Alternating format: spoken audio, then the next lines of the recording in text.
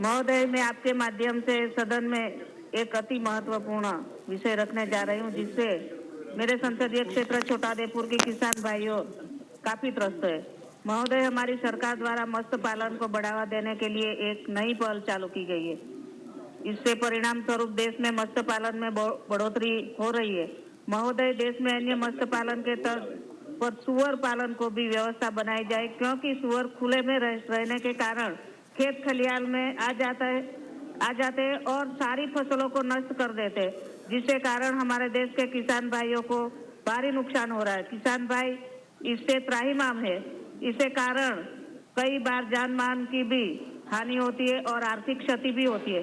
महोदय, मैं आपके माध्यम से माननीय मंत्री जी से आग्रह करना चाहती हूँ कि गुजरात सहित पूरे देश में हर जिला केंद्र में सुअर फार्म बनाकर भटक रहे सुअर को फार्म में रखा जाए। साथ ही मत्स्य पालन के तर्ज पर सुअर पालन को भी बढ़ावा दिया जाए। धन्यवाद।